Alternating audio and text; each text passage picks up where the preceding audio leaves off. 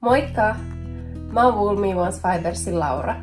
Mä käänsin somesta tutun Mid-Year Book Freakout tagin Mid-Year Knit Freakout tagiksi. Katsotaan miten se toimii. Tervetuloa mukaan!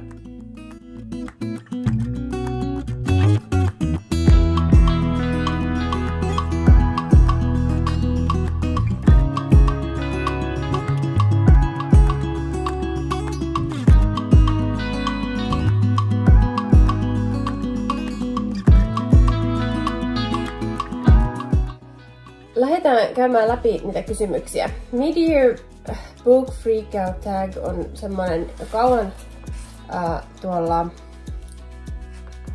kirjasomessa pyörinyt tagi, ja mä en löytänyt siis, että kenen se alun perin on. Jossain se mahtaa lukea, mutta mä en nyt löytänyt sitä.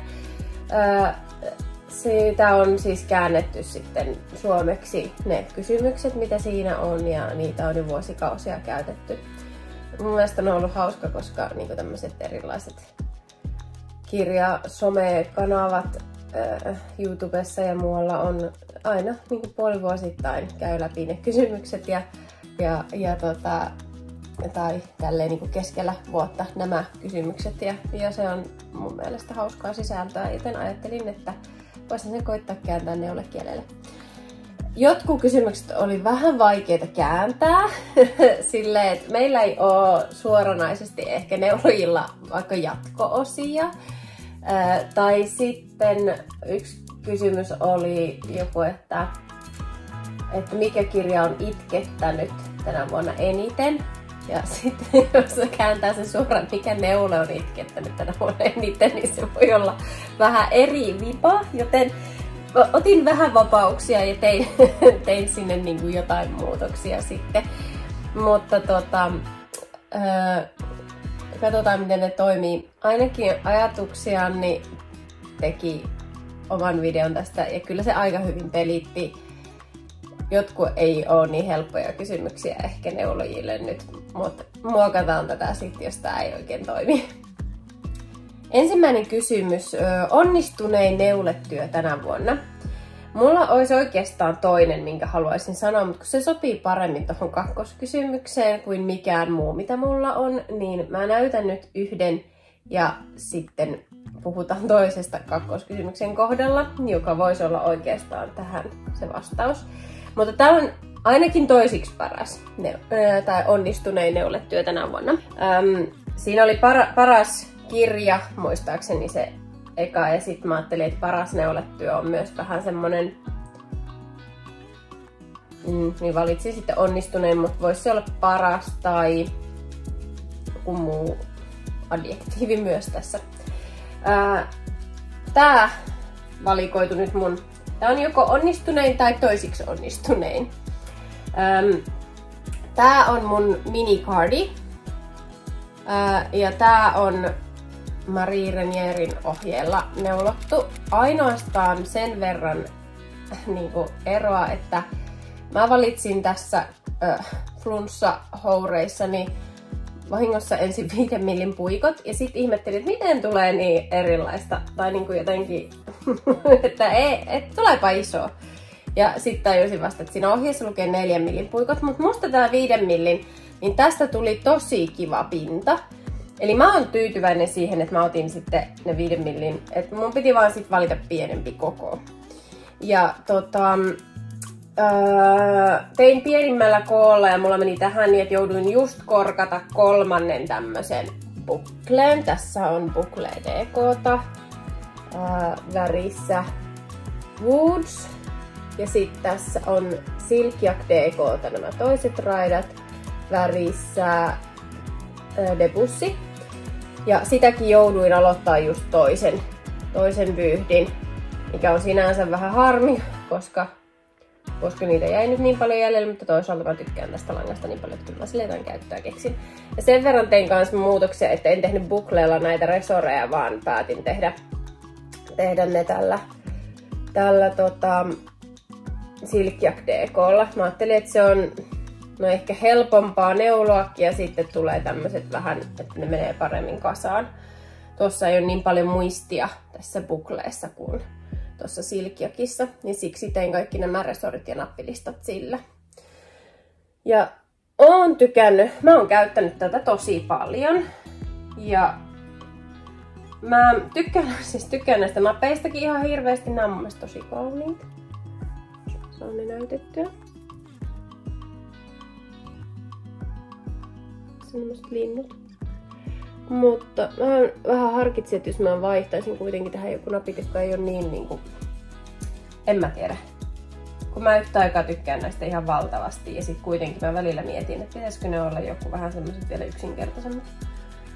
Mutta joo, tää on ollut ihan täydellinen. Mä oon käyttänyt tätä ihan hurjan paljon. Tää on vähän, joistakin kohdista on tälleen lähtenyt nyppyä ja tuolla on näköjään katkennut joku lanka, kun meillä on tosiaan kissoja, jotka tykkää kiivetä syliin ja niillä kynnet välillä on tuhoisia neuleille, mutta tätä on tosiaan käytetty ihan valtavasti. Ja kyllä tämä nyt siihen nähden on pysynyt hyvänä, että miten paljon mä oon tätä käyttänyt. Ja kun mä pelkäsin, kun mä tein isommalla puikolla kuin ohjeessa, niin silloin kun tiheys tulee väljemmäksi, niin silloinhan siihen tulee enempi semmoista, se on niin kestävää.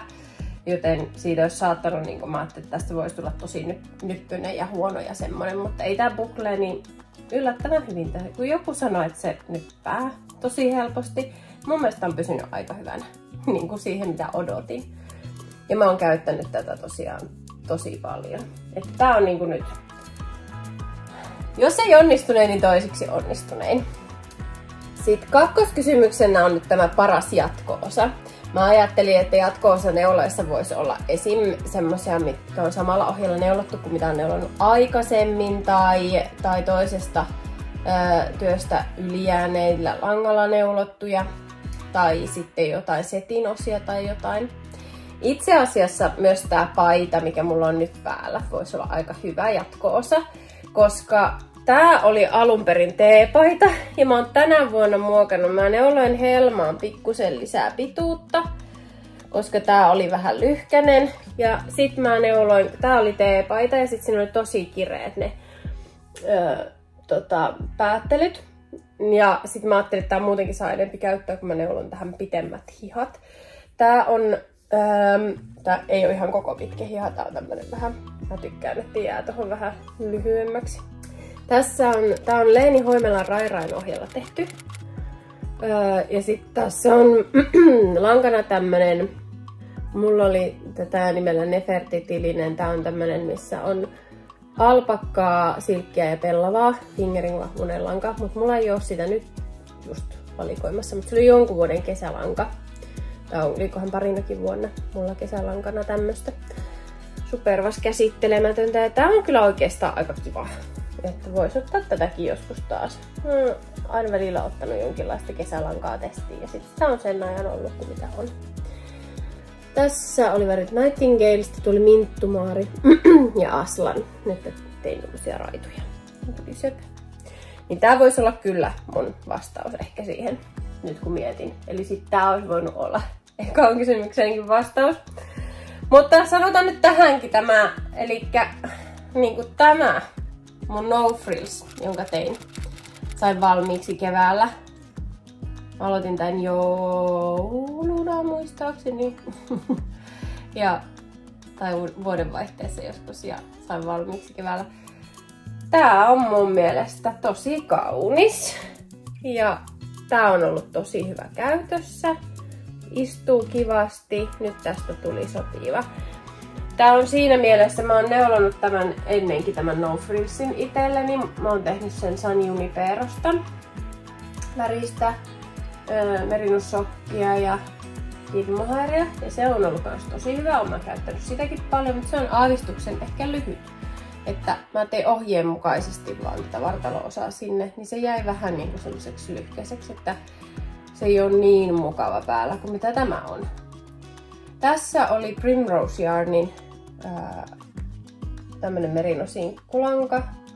Aivan ihana. Siinä oli semmoista ruskeaa, harmaata se pohja ja sitten erivärisiä speklejä, tommosia liiloja, vihreitä, ruskeita.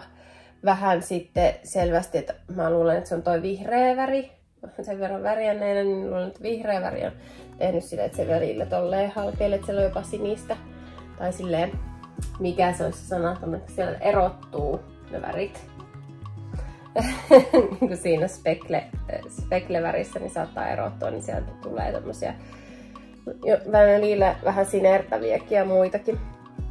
Tykkään ihan valtavan paljon tästä. Ja sit mulla on mohairina siinä mun oma sepia mohair. Niin se tekee tälle yleisilmä, että siitä ei jäänyt niin harmaa kuin mitä ne vyyhdit ehkä oli kuitenkin harmaampia. Niin tästä tuli enemmän tämmönen punertavan ruskea tämmönen epäväri, mikä ei ole mikään värinen. Ihan täydellinen. Tää on semmonen luottovaate nyt ja aivan loistava. Kolmas kysymys on uutuuslanka, jota et ole vielä neulonut, mutta haluaisit neuloa. Mä valitsin tämän. Mulla on idän kehräämön tätä Suomivilla pellavalankaa. Ja eli tässähän on 70% Suomen lampaavillaa ja 30% suomalaista pellavaa. 50 grammassa 165 metriä. Mulla on tätä, onko mulla 7 vai 8 vyyhtiä. Että tästä ihan saisi jonkun paidan. Mä en oo vaan siis vielä keksinyt minkä, ja mä ajattelin alkukesästä, että mä otan tämä on kesän projekti ja mä tein ihan ehdottomasti jotain. Oikeastaan mä ajattelin takkiakin, koska tää on aika vaalea, niin tää voisi olla takki myös, niin sit saisi jonkun toisenkin värin niin kuin sinne alle näkyviin. On mulla vaalea paita nytkin päällä, mutta kuitenkin. Että jos tää ei oiskaan ihan mun sävy, en tiedä, voisi olla, että se on. Mutta en oo vielä keksinyt, mitä mä tästä haluaisin tehdä. Tää on mun mielestä tosi jännittävä ja ihana, ja tää tuntuu jännälle. Tää on aika rouhea, mutta kuitenkin vähän myös pehmeä. Mä luulen, että tuolta nuo pellavakuidut pikkusen pistää. Tätä haluaisin testata. Sanokaa, jos tiedätte jonkun hyvän ohjeen, mitä tästä nyt on siis lähteä tekemään. 4. kysymys. Mitä syksyllä julkaistavaa neuleohjetta tai kirjaa odotat eniten? Tämähän oli tietysti alun perin tämä kysymys, että mitä syksyllä julkaistavaa kirjaa odotat eniten. Ja mä ajattelin, että no tämähän kääntyy helposti neulojillekin. Mutta sitten hoksasin siinä kohdalla, kun ajatuksia on, niin olin tehnyt tämän video, että aivan en mäkään tiedä, mitä neuleita, niin kun, mitä ohjeita on tulossa syksyllä tai mitä kirjoja on tulossa. Mä tiedän muutamia neulakirjoja, jotka on tulossa kanssa samalla lailla kuin Annikin sanoi, mutta mä en tiedä milloin ne julkaistaan. Enkä nyt ruvennut tätä varten sitä googlaamaankaan. Eli vähän huonosti. Neulottukka-alevahan tulee, Neulottukka-alevalla 2, tämä Jenna Kostetin neulekirja, ja se voisi olla semmoinen, mitä mä voisin sanoa. Sitten mä myös tiedän, että Meiju Knitsin Meiju Kallio tekee kans uutta kirjaa. Mulla ei ole mitään aavistusta, milloin se julkaistaan, että se varmaan on vasta ensi vuoden puolella. Joten mä tosi huonosti nyt pystyn vastaamaan tähän. Siihen voisi sanoa myös ehkä jonkun semmosen, että jos odottaa jotain mysteerineulontaa. Et esimerkiksi mä tiedän, että Stephen Westhan tekee aina joka syksy yhteisneulonnan, yhteisneulontahuivin yleensä, niin sehän voisi olla semmonen. Mutta minä juuri nyt en ehkä odota semmoista, koska mä en ikään ehdi niin mukaan. Mut joo, tätä täytyy miettiä, että toimiiko tää kysymys vai pitääkö se jotenkin muuttaa. 5. Mihin neuletyöhön olet pettynyt eniten tänä vuonna? No mä mietin tätäkin. Oikeastaan mä oon varmaan pettynyt johonkin semmoisen, minkä mä oon purkanut pois. Eli se voisi olla niin kun mä yritin tai aloitin vähän semmoista merinoista villatakkia itselleni, niin sitten mä en tykännyt kuitenkaan siitä, miten se väri toimi siinä, niin mä purin pois, mutta sitä mulla ei niinku edes näyttää. Mä nyt ajattelin, että mä näytän Sitten mulla on tuolla kans yksi neula, joka on kesken, jota mä en tiedä, että puranko mä sen vai neulanko mä sen loppuun. Mutta, eli sekin voisi olla mahdollinen. Mutta mä näytän tätä. Tää nyt ei oikeastaan ole pettymys, koska mä oon käyttänyt tätä myös. Mutta tää on tää mun seelapaita, jonka mä tein Bumblebee Suri DK:sta. Eli se on semmoista DK-vahvuista Suri alpakkaa, missä on Suri alpakkaa ja silkkiä. Ja tää on hirveen ihana lanka. Tää on tämmönen niinku, tää on niin pehmeetä ja kivaa. Isoilla puikoilla tätä on ihan mukava neuloa, resoreissa ei ehkä niinkään, koska tässäkin langassa on vähän tää sama vika, että siinä ei ole ihan hirveästi semmoista muistia. Niin tää ei ole semmonen niinku joustava ja joka palautuu takaisin, vaan tää joutuu aika napakaksi tälleen päätellä ja muuta. Tässä en varsinaisesti ole, tämä neule on hyvä. Mutta mä oon vähän pettynyt siihen, että kun mä laitan sen päälle, niin mä en tiedä johtuuko se tästä niinku laskeutuvasta langasta vai onko se niinku tän neuleohjeen ominaisuus, mutta se vähän jotenkin silleen roikkuu. Niin kuin mä sanoin silloin, kun tää valmistui, niin musta tuntuu, että mä näytän vähän reppanalle tää päällä.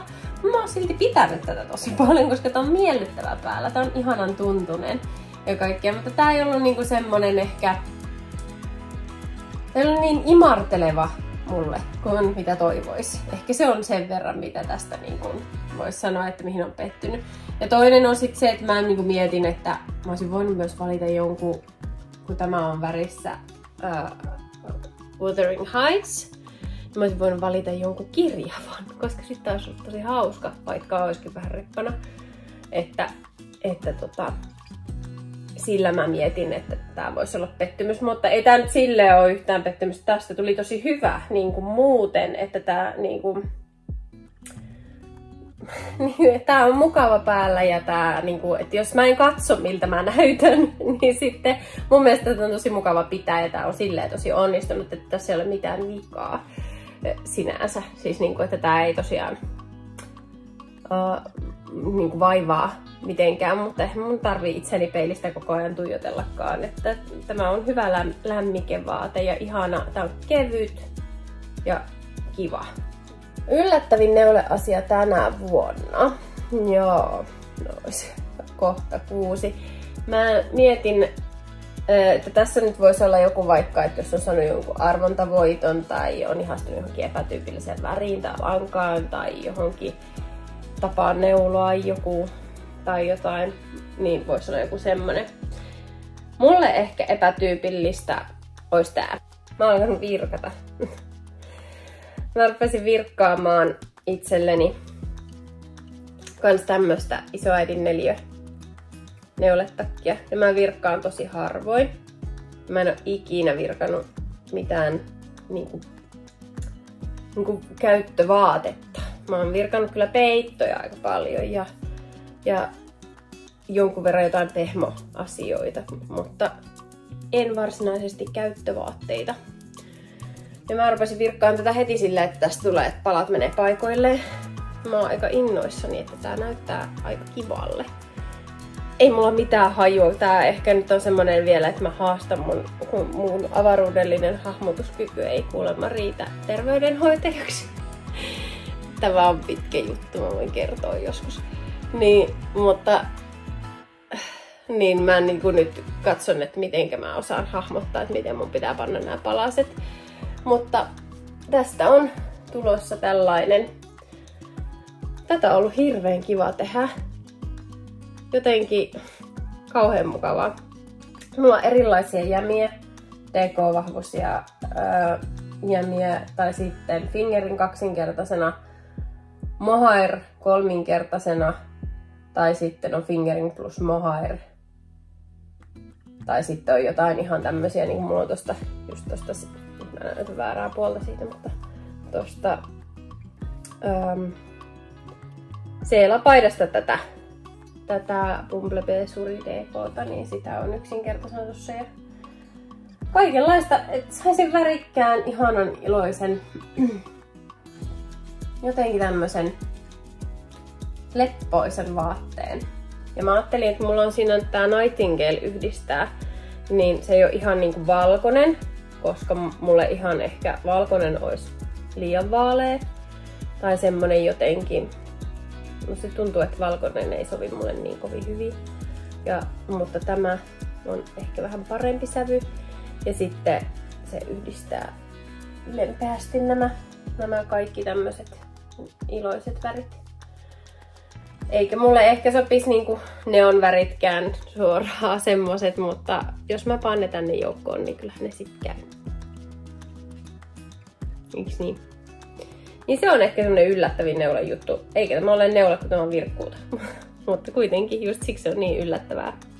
Uusin lempineulesuunnittelijasi.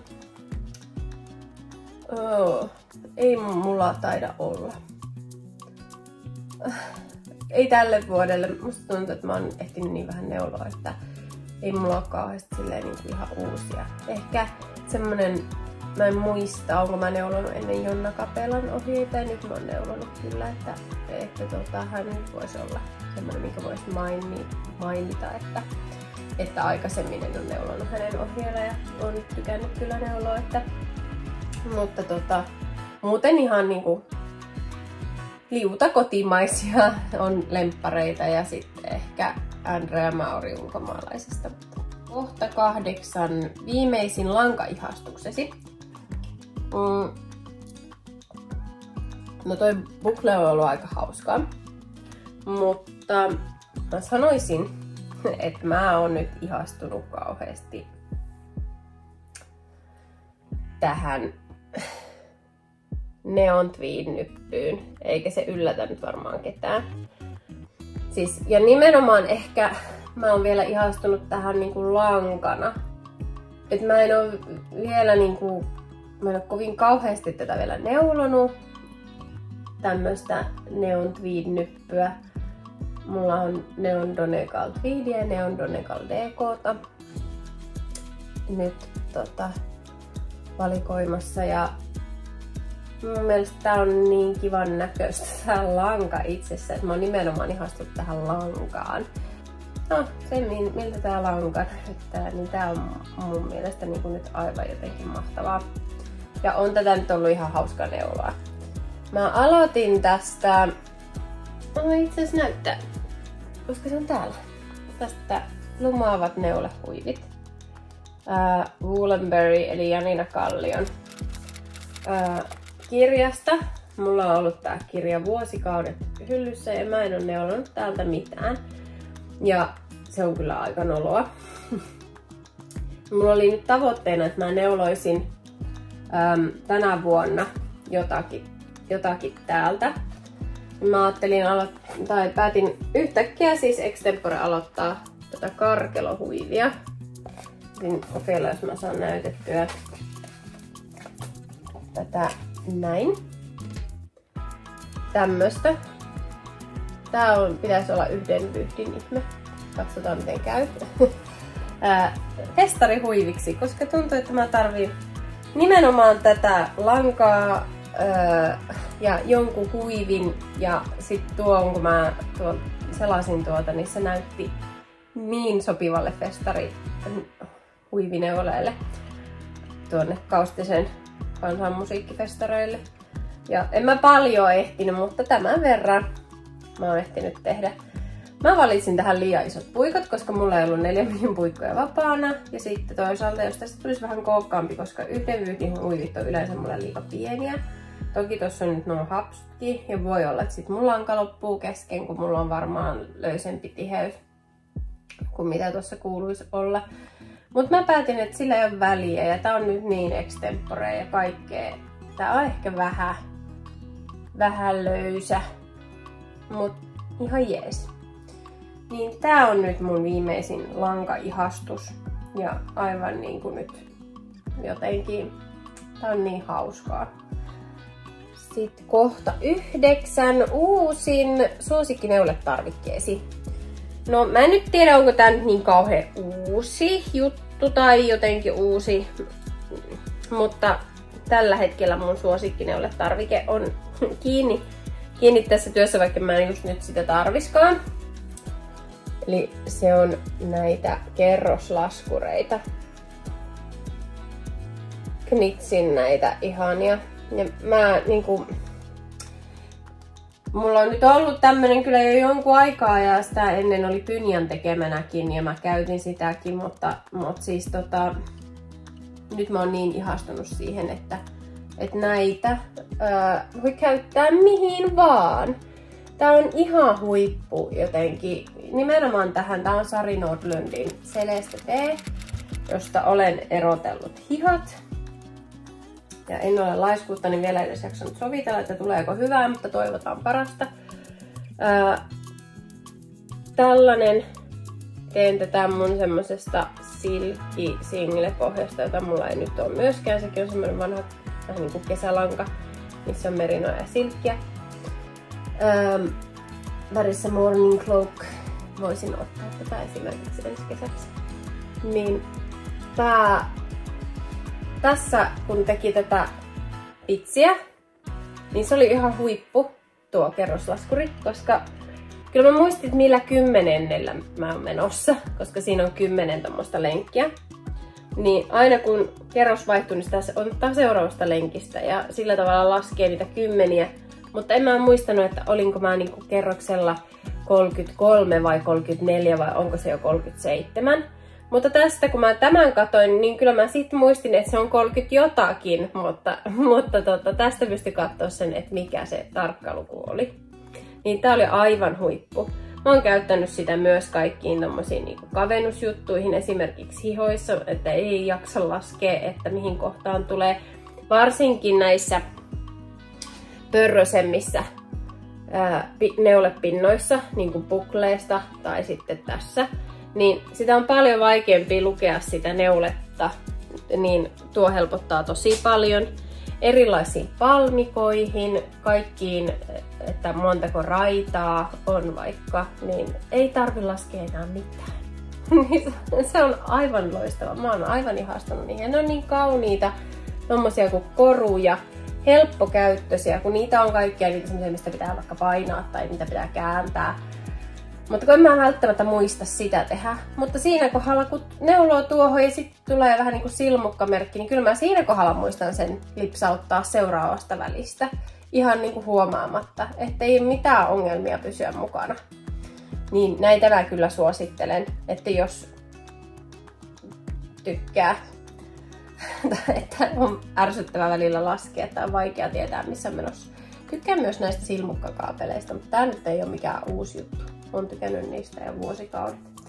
Näitä Knitsin näitä kerroslaskureita löytyy, silmukkamerkkejäkin toki, mutta kerroslaskureita löytyy myös Rumi Fibersin verkkiksestäkin joitakin malleja. Sitten kohta 10. Eniten tänä vuonna tunteita herättänyt neulotyö. Tää on nyt se, minkä mä käänsin tämän, että eniten kirja, jonka parissa on eniten itkenyt, niin tälleen mä ajattelin, että eniten tunteita herättänyt neulotyö voi olla minkälaisia tunteita tahansa. Minä ajattelin nyt esitellä tämmöisiä vähän niin kuin onnistumisen tunteita ja semmoista niin kuin ahaa-elämystä. Mulla on vielä pikkusen kesken. Täältä ei paljon puutu. 2 sukkaa tein yhtä aikaa. Jonna Kapelan nämä pientare-sukat. Ja mulla on tässä lankana BFL-sokkia värissä sepia ja värissä Debussy, tämä tässä alhaalla. Ja sepia on käyttänyt myös kirjoamiseen. Ja sitten mulla on jaksokkia värissä Living Like Robin Hood, tuo toinen kirjontaväri. Ja se liittyy just tuohon kirjoamiseen, tämä tunteita herättänyt, koska mä oon ihastellut näitä tämmöisiä kirjottuja sukkia ja neuletakkeja ja kaikkia mahdollisia. Mun mielestä ne on tosi kauniita ja upeita, niin kuin joku kirjontatyöt. Ja sit mä vaan ajattelin, että no en mä niin oikein osaa. Ja sitten kun kokeilin tätä, niin tuli aivan semmonen olo, että voi luoja, mä osaan. Että eihän se nyt ole muuta kuin opetella niin kuin kans. Vaikka siis, että ei tämä ei ole mikään mestarityön näyte, nämä ei ole mikään hirveän hienot Tai siis silleen, niin kuin, että ei tämä ole mitään hirveän erikoista kirjoamista. Ne on varmaan simppeleitä, mitä voi tehdä. Mutta kuinka kaunista siitä tulee, kuinka ihana uusi semmoinen mahdollisuus. Ja niin kuin jotenkin tuli semmoinen olo, että just tällä tavalla pieteetillä mä haluan tehdä jatkossakin neuleita. Ja mä aloitinkin, mulla on kesken tuolla neuletakki, johon aion kirjoa sitten niin kuin kukkia. Ja ehkä jopa, jos uskallan lähteä yrittämään, niin semmoisen jonkun perhosen tai koin tonne niskaan myös. Koska jotenkin tästä tuli semmoinen olo, että tätä mä haluan lisää. Mä haluan tehdä enempi tämmösiä, jotka merkitsee. Koska nämäkin on vaan sukat. Ja voi luoja miten kaunis. Kohta 11. Vuoden paras neuleseura. Tähän ajattelin sanoa, että tai vinkata semmoisen, mitä vinkkasin jo aikaisemmin. Wool Needles Hands podcastin ja Fiber for the People langan värjäri Taylor Earl, muistaakseni hänen nimensä, on tämmönen amerikkalainen, asuu Nevadassa muistaakseni, ainakin siellä lähellä jossain. Niin hän on tehnyt kauan neuleaiheesta podcastia ja hän on nyt miehensä kanssa alkanut tekemään semmoista YouTube-kanavaa nimeltään Good Books Lately. Ja mun mielestä se on ollut nyt jotenkin ihan hirveän inspiroivaa, katsottavaa. Mä en tiedä, siis niinku, sehän ei ole neuleaiheista, se on kirja-aiheista ja se on, mutta jostain syystä mä ootan nyt ihan hirveästi niitä videoita. Ja toinen semmonen, mitä mä ootan, mutta mikä nyt on taas harmikseni jäänyt vähän ilmeisesti tauolle, niin on, ennen oli Fru Valborg, tämä Petra Ruotsista, tekee kans englanninkielisenä nykyisin Yarns and Yoga-kanavaa. Ja se on neuleaiheinen ja jooga-aiheinen, niin sitä on ollut myös kauhean kiva katsoa. Että niitäkin minä odotan kovasti, mutta nythän ei ole vähän aikaa tehnyt jaksoa.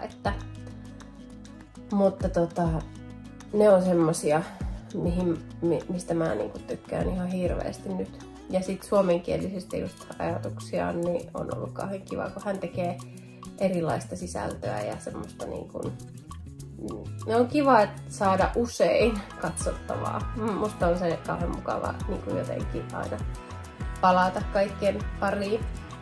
Sen on syystä, kun olen sitä Good Books Latelyä kattonut ja sitten muitakin tämmösiä, niin mä oon lukenut aika paljon kirjoja ja sitten niin kirjojen lukeminen yhtä aikaa kun neuloo, niin se on mun mielestä hirveän hyvä. Neule seuraa myös samoin kuin äänikirjat, mutta siinä täytyy tietysti olla sitä aika simppeliä neuletta neulottavaksi mukana, että pystyy lukemaan samalla. Muuten menee huomio jompaan kumpaan, että joko on pakko lukea ei voi neuloa tai sitten on pakko vaan neuloa eikä pysty lukemaan ollenkaan. Kohta 12. Paras tänä vuonna tekemäsi somepostaus tai tempaus. No mun tekeminen sanoa neulemaratonit, ne on semmosia aina mun lemparitempauksia itse. Mut sit jos yksittäisiä postauksia, niin mä tykkään siitä, minkälaista palautetta sain, kun jaoin äänikirjasuosituksia niin kuin neuleseuraksi Instagramissa. Ja siitä niin kuin useampi laittoi, että voiko on kiva, että jaat näitä. Ja siitä tulee mulle jotenkin hyvä mieli, koska mulle tosiaan kirjatkin on myös hirveän tärkeitä, mikä ehkä huomaa siinä, että mulla on paljon kirja-aiheisia langan nimiä ja teen kirja-aiheesta joulukalenteria ja tänäkin vuonna tulee ainakin joulukalenteria. Tarkoitus on ehkä tehdä myös kirja-aiheen Halloween-kalenteria semmoista, niin ehkä siellä on semmonen myös, mikä on itselle jäänyt mieleen, että olipa kiva, että siitä postauksesta myös tykättiin. Kaunein tänä vuonna ostamasi lanka. Mulle iski tässä on sanonut, että mä en ostanut mitään lankaa tänä vuonna. Oon mä ostanut lankaa. Se olisi voinut olla myös niin kuin esimerkiksi tämä idän kehräämön tämä pellavalanka. Tää on tosi kaunista mun mielestä. Ja on ostanut muutakin semmoista. Esimerkiksi kässäkerho pompomin, sitä suomasinkkua ostin myös, että sekin voisi olla kaunein lanka. Mutta sitten mä muistin, että kun tilasin jotain muuta kässäpuodilta, niin tilasin myös yhden mokkujarnin, tämmösen utuisin villasinglen. Tää oli värissä auni. Tää on mun mielestä, no en mä nyt saa tätä vyötä pois. Tää on musta kaunis. Ja mä ajattelin ottaa tämän tähän.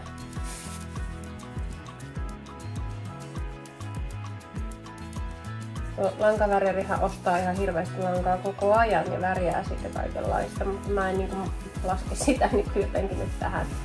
Tuoltakin näkyy ihanasti. Tässä on kivat värit. Ei mitään hajua, mitä aion tästä tehdä. Sitä en ole vielä niin pitkälle ajatellut, mutta kyllä mä varmaan jotain keksin. Tää oli vaan niin nättiä ja tuntui vähän ainutkertaiselta tilaisuudelta, jos aikoo vielä sitä hankkia. Kohta 14. Mitkä neuleet haluaisit tänä vuonna vielä ehtiä neulomaan? Mulla on nyt kesken niin paljon töitä, että mä haluaisin ehtiä neuloa niitä valmiiksi ja virkkaamaan. Kun katsoin tässä lattialla oli myös toi virkkuute. Niin ehdottomasti niitä nyt ainakin pitäisi useampikin ehtiä saada valmiiksi. Haluaisin tehdä niitä. Esimerkiksi selitakki olisi aivan ihana, jos sen saisin valmiiksi. Se on ollut mulla kesken vuosikausia. Se on mun vanhin keskeneräinen, semmonen, jonka oikeasti ajattelen, että saisin valmiiksi.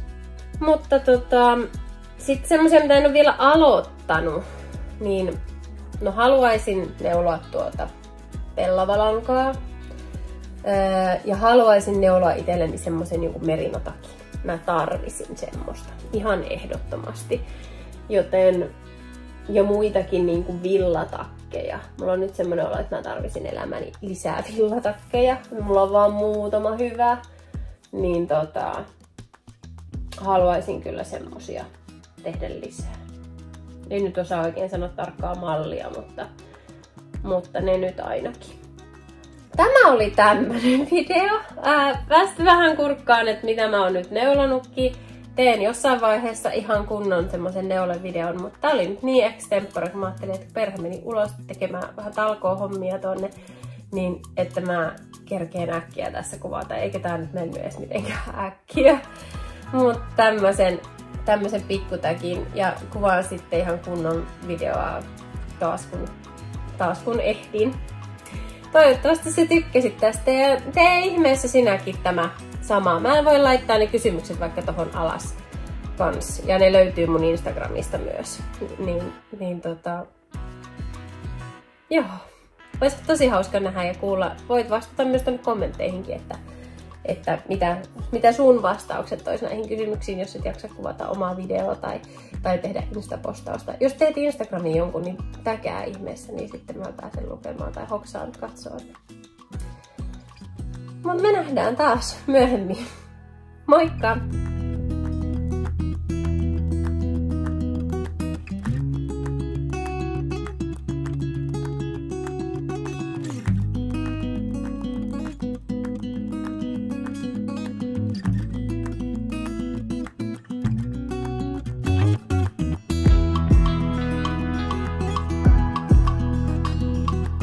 Kohta 12.